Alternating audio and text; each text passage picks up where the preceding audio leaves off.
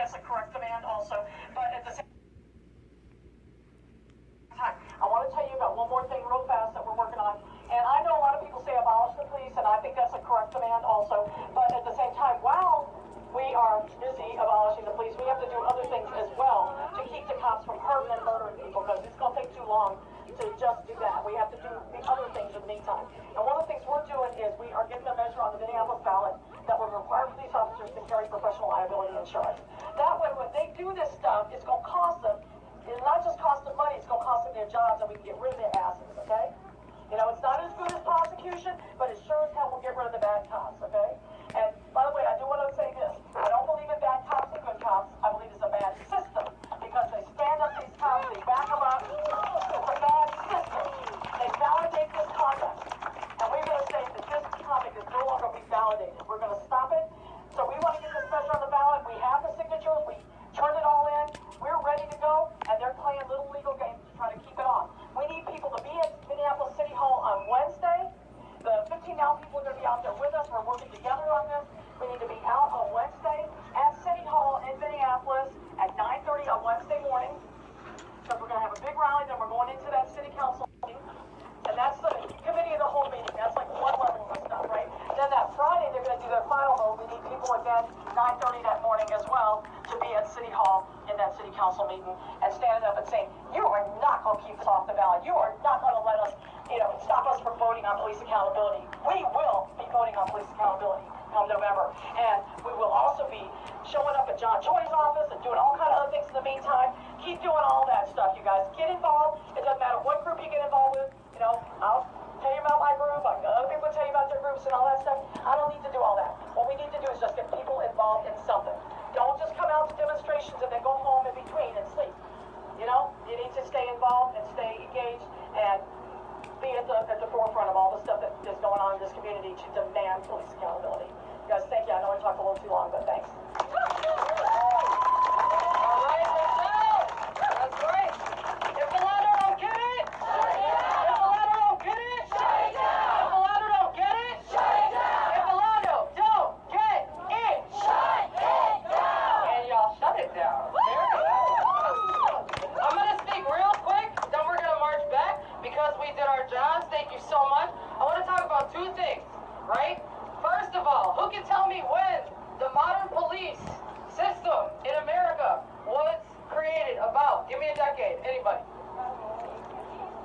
1850s. Thank you, Sam. All right. Now, here comes the other question. What is the function of the police?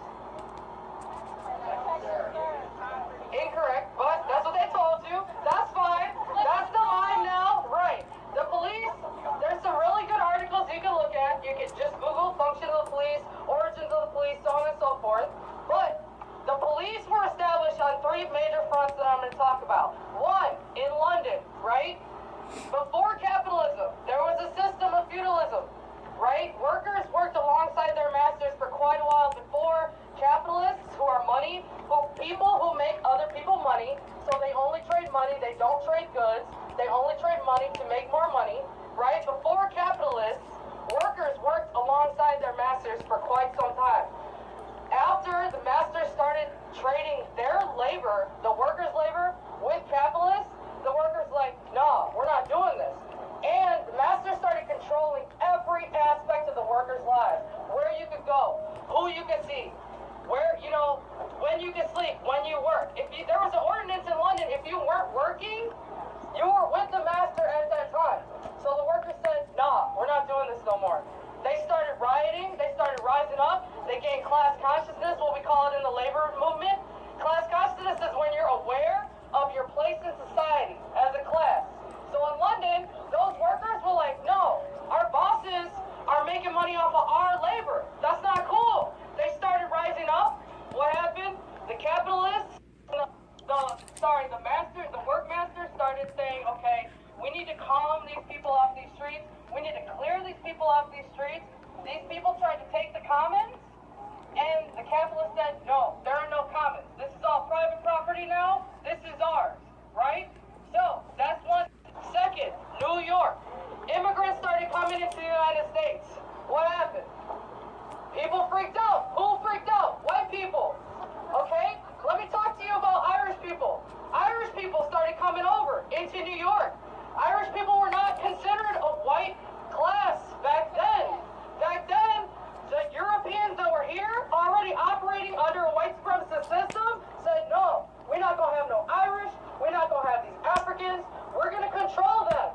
They started gaining class consciousness. They started rebelling in the streets. They took back the commons. The police were established. Constables used to be just on patrol. Constables used to just hold trials for people. But after that, they started saying, we can't have these people in the streets rising up against capitalists. What are we going to do? We're going to create a system of people that are going to work against those immigrants. They're going to control every aspect of those immigrants' lives. Where they can go, where they can shop, where they can be. Can't be on the streets after a certain time because you're not white, right? So that's what happened in New York. What about the South? Slavery, slave patrols, right? Slaves started gaining class consciousness. It's the same story. Slaves started realizing their place in society, and they said, no, I don't want to be a slave. Screw this. We're getting off the plantation. What happened? The capitalists and the plantation owners said, no, we got to control our borders. We need people to control. We need slave catchers. And that's what they created, with slave catchers. All of these things is what created the police. Police did not used to patrol people. Police were originally formulated to disperse crowds, to disperse riots, to disperse uprisings, rebellions, slave uprisings. So that's the function of the police. If the police were here to stop crime, why aren't they in Wall Street? They ain't in Wall Street. They're in black and brown, native, indigenous communities. They're in people of color communities. They're in poor, working class communities for a reason. Police are to protect the ruling class of this country and their property. If there was two people beefing down here, if there are people of color, if you smash this window, guess what the cops will go to first? They're gonna go right here. Because CVS is in bed with the cops. CVS. The liquor store is gonna be like, hey, somebody busted my window. It's important. I got money, you got money, we're in this together.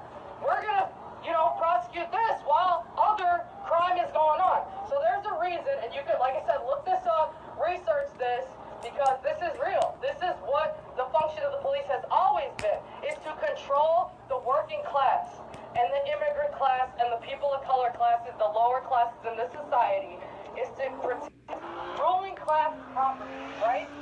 So the other thing I'm going to talk about real quick, you heard us shout this line, you've seen us tweet this, share this, talk about this. It's the line of abolishing the police, right? What does that mean?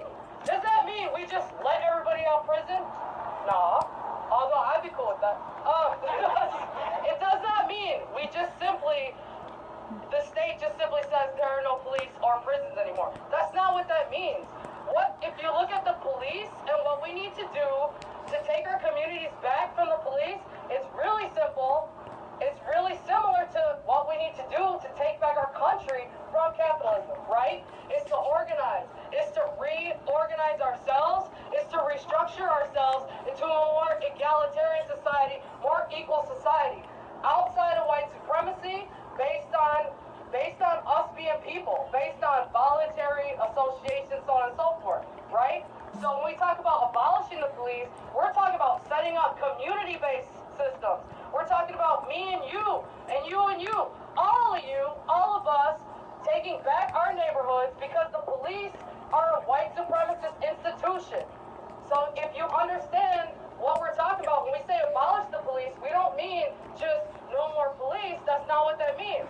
And also, the police did not become necessary until there was such a social hierarchy. And social hierarchy is what we do not like. We're not cool with the fact that white men are on top of the ladder, and that's how it's always been. That's not okay. This is America. We're all here, right? So that's important to remember, is that that's what we need to do to not only, restructure our societies and restructure our communities, but also to rid ourselves from this capitalism monster that has become so based on profit and exploitation, right? So the last thing I'm going to say, my name is Stephanie B. I'm from the the General Defense Committee of the IWW. IWW is Industrial Workers of the World. So we're a worldwide union. We do not allow police in our union for a reason. The police are not workers. We consider police an enemy of the working class.